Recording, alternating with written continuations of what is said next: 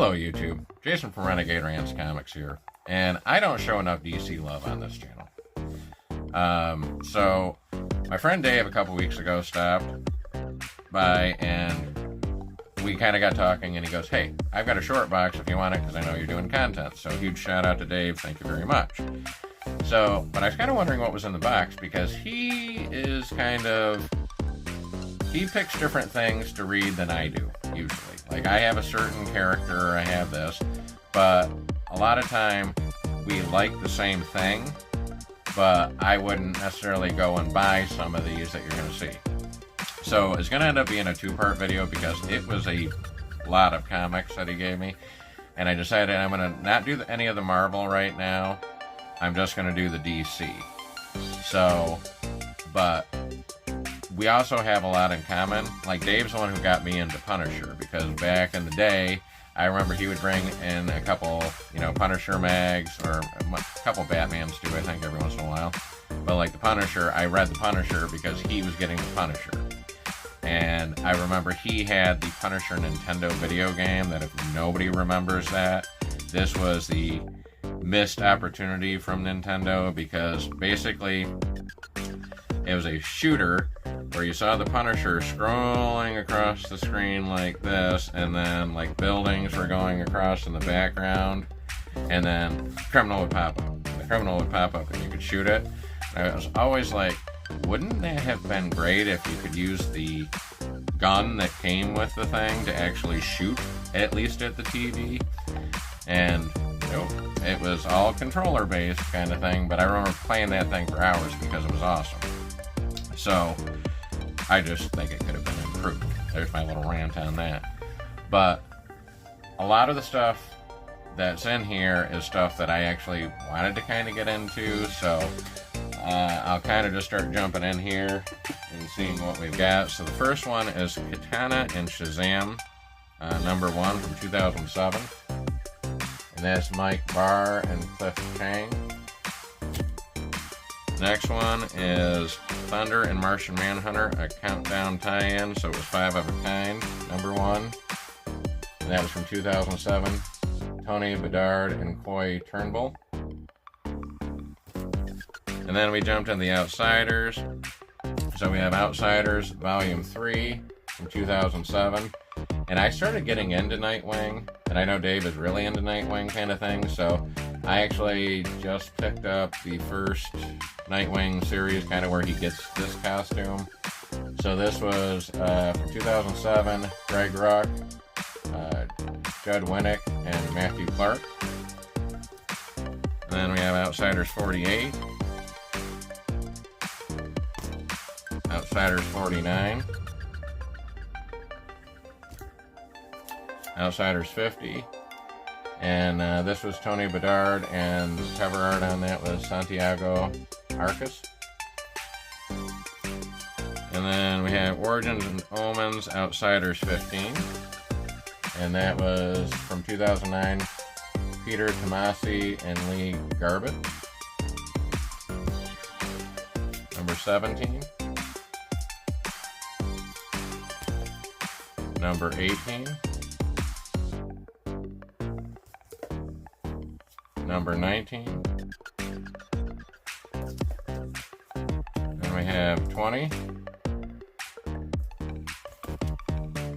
21, and this is from 2009, again, Peter Tomasi, and this was Tom Mandrake on the art on that, and I really do like it.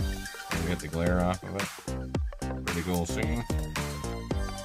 We have 22.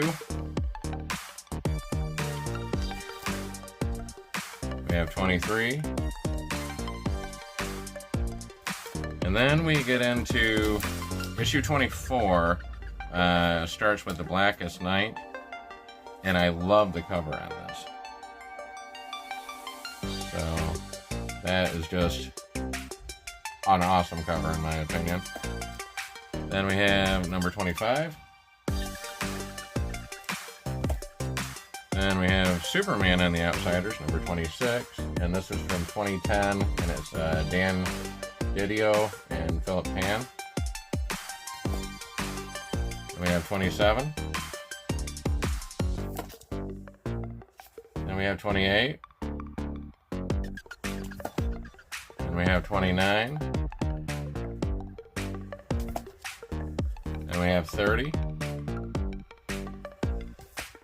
And then we have 31. We'll get this stack off to the side here and get our next stack. So then we have 32. 33. 34. And this again was from 2010. Dan Didio and Philip Tan. 35. 36. And then we jump to Batman and the Outsiders. So the first one that I've got on that one is going to be from 2008, number 5. And this was Chuck Dixon and Doug Braithwaite. And I believe this is volume 2. And we have number 6. And I just love the cover on this, the way that Green Arrow's coming out, and then just the Batman. And then that was, again, Chuck Dixon, Doug Braithwaite. Number 7.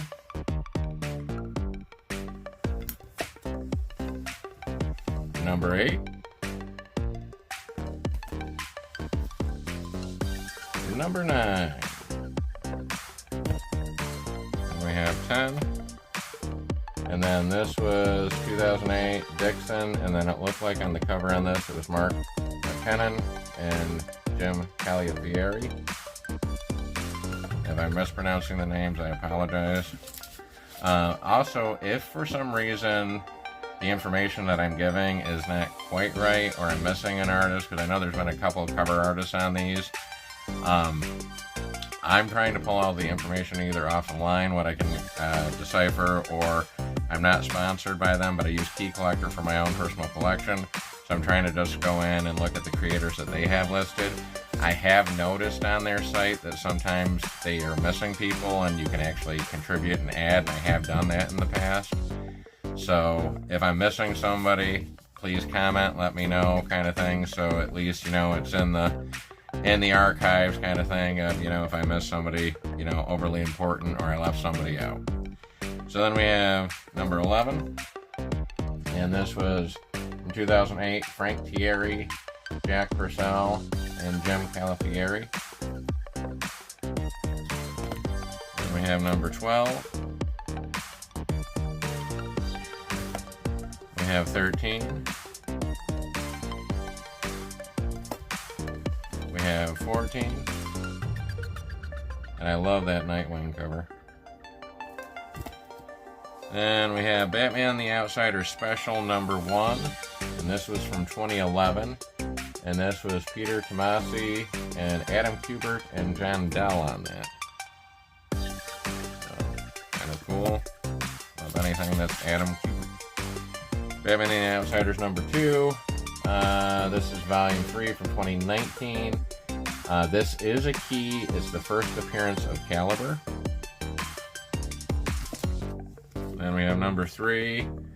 This is from 2019. Brian Hill and Tyler Kirkham and Arif Priyanto. Probably butchering that, but we're trying our best. We have number 4. And this is a key. It's where Sofia Ramos becomes Babylon. Then we have number 6. Then we have number 7. So that right there, I love that cover. So Ra's al Ghul was my favorite Batman villain. Like, I know everybody's like, oh, Joker, Riddler, that kind of thing. I love Ra's al Ghul. I was terrified of Batman because of Ra's al Ghul as a kid. So Batman in '89 became my favorite movie. It was the movie I played. I had 2 VHS copies. I played that thing till one wore out. Love Batman '89. Love Michael Keaton Batman. But when I was a kid, and we're talking probably, I want to say 81, 82, so I was 3 or 4.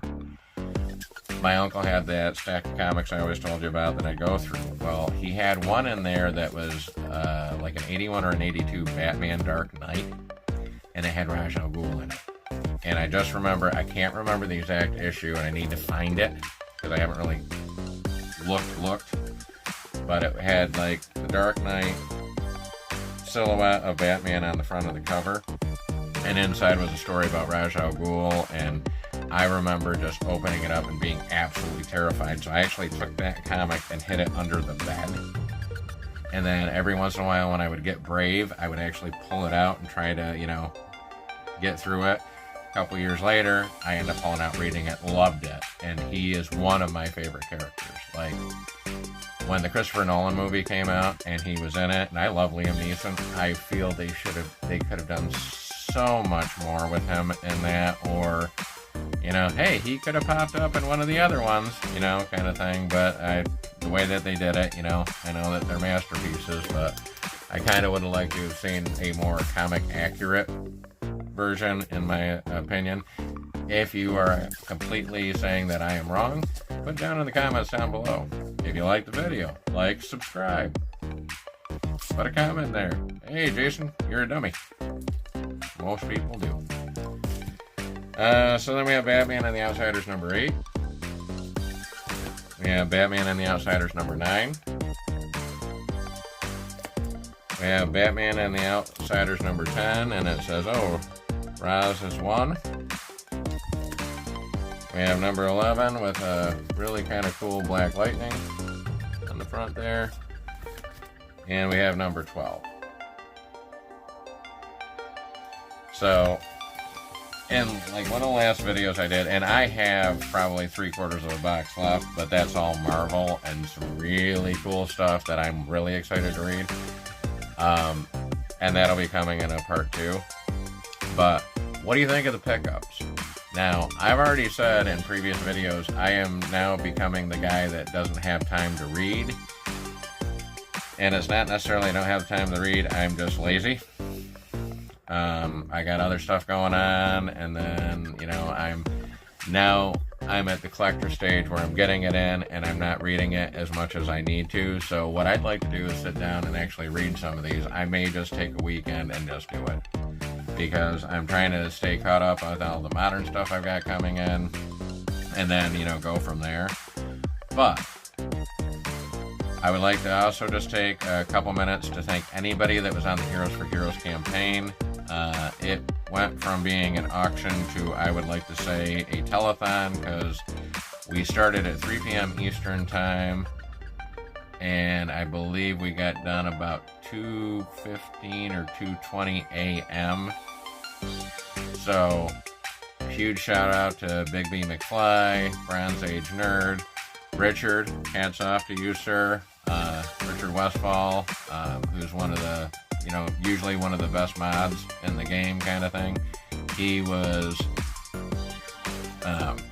up there. He drove from California, somewhere in California, up to where they are. I think they're either Portland or Washington, I can't remember. But, and basically drove up there to give them a hand, so huge shout out to him. Thank you, Richard. Thank you anybody that bought. I think it was a win-win.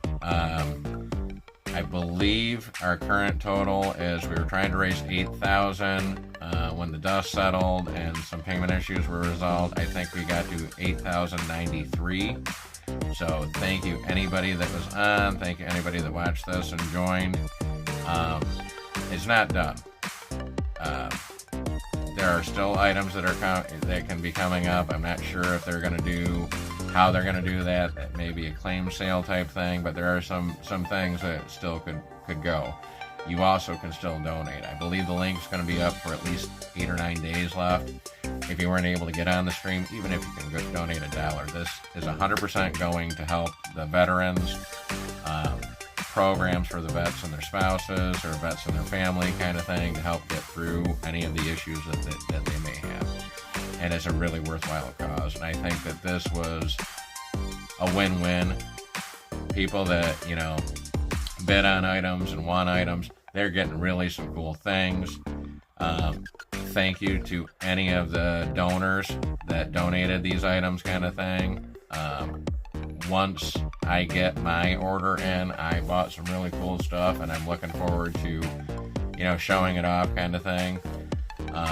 But it's one of those things that it's year round. Mission 22 is still going to be accepting donations all year long. So, you know, I'm glad that we were able to help, but I also, you know, I don't want them to not get any donations. So if anyone ever wants to donate, you can probably look up Mission 22 and find a way to just donate, even a couple bucks here and there kind of thing. That's what I plan on doing. I know money's tight, but I appreciate everybody that was on the stream. Super thankful to the, you know, guys that, you know, sent the link out on Instagram, and then I was able to be a small part of it kind of thing. And just the community itself, everybody that popped in, all of the creators, you know, that were willing to donate time, effort kind of thing to just help raise money for this really worthwhile cause. So I'm probably going to be out of commission because, as I said, I have to go to the dentist, and they're probably going to pull a couple teeth. So I wanted to get this kind of in the can and say thank you to everybody that was on that. But what do you think of the pickups? Do you think that I should start reading more Batman Outsiders, finish a few of the holes that are in that, since apparently that's the kind of collector I am? Or is there other DC titles that maybe I should be looking at that I would actually like better? Or do you know of a really cool Batman Ra's al Ghul story that, you know, I should be knowing for like a little mini-series or a story arc? Bleep bloop it down in the comments, and I hope everyone has a great day and a great rest of your week.